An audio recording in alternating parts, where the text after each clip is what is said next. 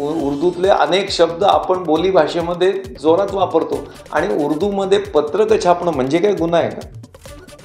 आणि जर मला मुस्लिम बांधवांना माझ्या इथे जैन असल्यामुळे अनेक यूपी बिहारची लोक आहेत ज्यांना हिंदी कळताना मुश्किल जातं, म्हणून त्यांना आव्हान करण्याकरता उर्दू भाषेमध्ये पत्रक छापलं.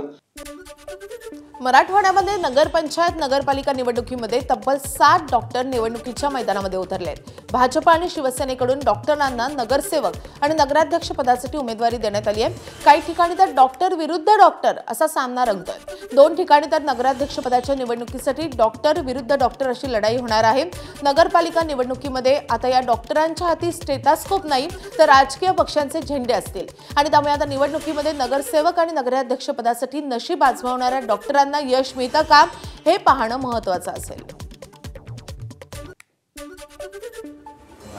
वैद्यकीय शिक्षण झालं, मी जेव्हा BSMS पास आउट झालं तर भरपूर गावातले प्रतिष्ठित लोकांची अशी इच्छा होती की मी समाजकारण पण करावं, वैद्यकीय सेवापेक्षा समाजकारण पण करावं. म्हणून मला 1996ला सर्वप्रथम लोकांच्या आग्रहामुळे मी पहिल्यांदा नगरसेवक पदाकरता उभं राहिलो व ह्या प्रकारे मी राजकारणात माझं पदार्पण झालं.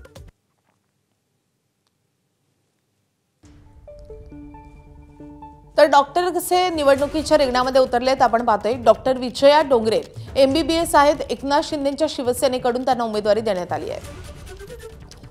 दिनेश परदेशी MBBS MD आहेत. वैजापूर भाजपकडून नगराध्यक्ष पदाचे उमेदवार आहेत.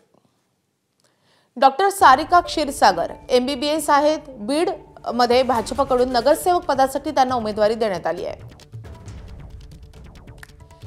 डॉक्टर ज्योती घुमरे MBBS आहेत. कान घसा तज्ञ आहेत.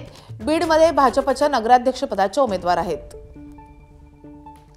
अनुजा परमेश्वर MBBS आहेत. तुळजापूर मधून भाजपकडून नगरसेवक पदासाठी त्यांना उमेदवारी देण्यात आली आहे. डॉक्टर सारिका वाघ BMS कळंब मधून भाजपकडून नगरसेवक पदासाठी उमेदवारी.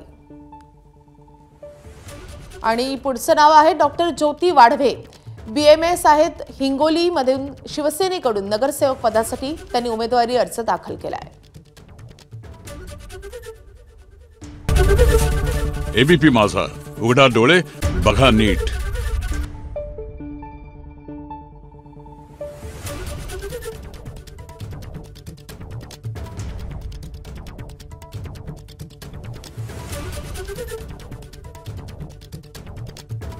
Thank you.